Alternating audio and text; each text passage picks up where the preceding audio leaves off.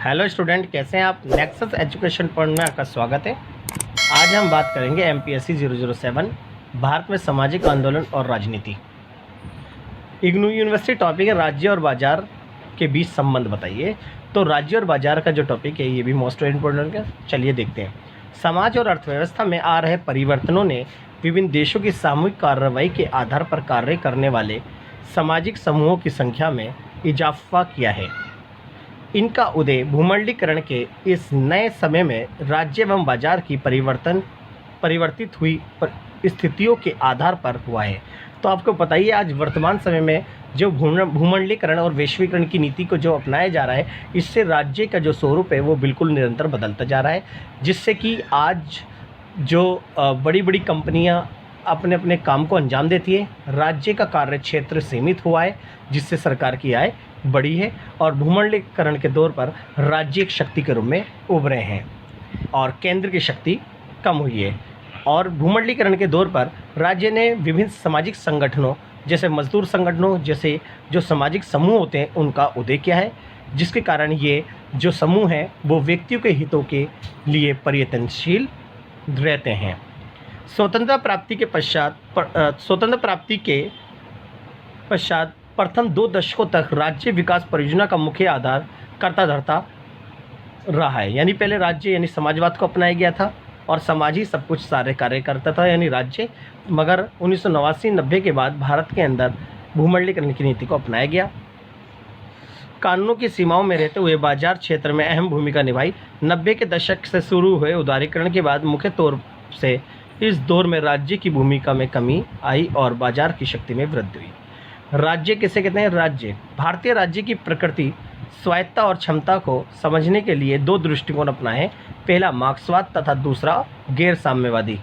मार्क्सवादियों ने भारतीय राज्यों को दूसरे वर्ग संरचना के आधार पर समझने का प्रयास किया है, जबकि गैर मार्क्सवादी राज्य की स्वायत्तता पर सवाल उठाते हैं।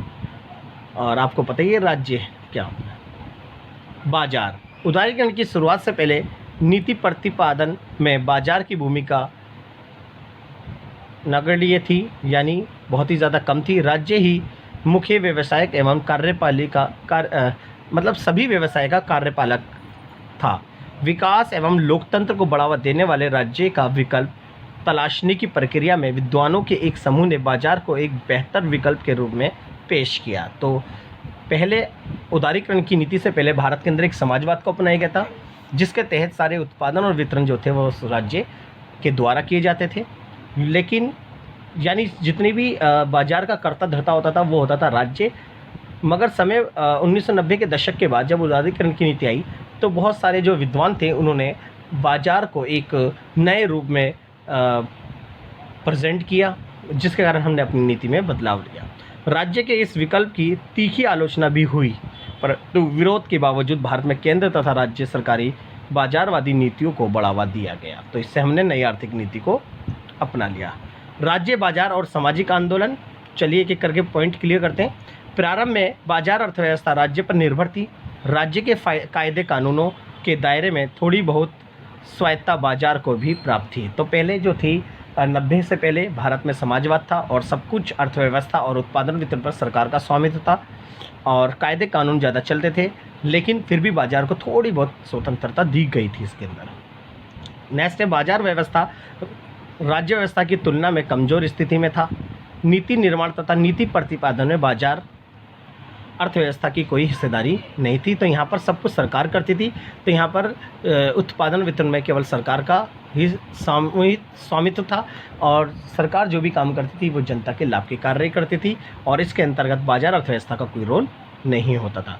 नेक्स्ट है प्रारंभ में राज्य के समक्ष सबसे बड़ी चुनौती विकास की थी, इसलिए राज्य ने बाजार पर अपना अधिकार बनाए रखा और बाजार के अधिकतर कार्य क्षेत्र की अपने कार्य क्षेत्र में ले लिया। तो सरकार ने संपूर्ण अर्थव्यवस्था अपना अधिकार जमाने के लिए जितनी भी अर्थव्यवस्था और बाजार था उस पर अपना अधिकार जमाए रखा, क्योंकि इसके बाद सबसे बड़ी चुनौती देश के पास थी विकास की, और विकास की चुनौती को पूरा केवल समाजवाद के अंतर्गत ही किया जा सकता था। इसलिए राज्य का बाजारों पर नियंत्रण होना स्वाभाविक था। नेक्स्ट से भारत लंबे समय से पूंजीवादी अर्थव्यवस्था का शिकार रहा है। इस बाजार अर्थव्यवस्था ने श्रमिकों का अधिक मात्रा में शोषण किया। इसलिए भारत ने अर्थव्यवस्था पर अपना एक अधिकार रखने के लिए समाजवादी अर्थव्यवस्था को स्थापित किया। क्यों? लंबे समय से भारत में अंग्रेज शासनकाल था, यानी अंग्रेज शासनकाल ने पूंजीवादी शासन को अपना रखा था। तो इससे कह सकते हैं कि भारत के अंदर जो पूंजीवादी शासन था उसने भारतीय श्रमिकों का शोषण किया गया था। इसलिए स्वतंत्रता के बाद भारत ने, ताकि श्रमिकों का शोषण न हो, इसलिए भारत में समाजवादी अर्थव्यवस्था को अपनाया गया और बाजार पर राज्य ने अपना अधिकार जमाए रखा। नेक्स्ट है, भारत में श्रमिक अर्थव्यवस्था को अपनाया गया और सरकार ने विकास को बढ़ाने के लिए पंचवर्षीय योजनाओं को अपनाया। इसके अतिरिक्त बाजार पर सरकार का स्थायी स्वामित्व था। नेक्स्ट है, विकास और समस्याओं के समाधान का जो रास्ता अपनाया गया उसे सफलता जरूर मिली, लेकिन राज्य जन आकांक्षाओं और आवश्यकताओं पर खरा नहीं उतर पा रहा था। इन हालातों ने व्यापक रूप से जन असंतोष को बढ़ावा दिया। तो ये था राज्य, बाजार और सामाजिक आंदोलन के बीच संबंध। मोस्ट वेरी इंपॉर्टेंट क्वेश्चन है, इस टॉपिक को बहुत अच्छे से तैयारी कर लीजिएगा। अगर आपको हमारी वीडियो अच्छी लगी हो तो हमारे चैनल को सब्सक्राइब करें, लाइक करें, कमेंट शेयर करना ना भूलें।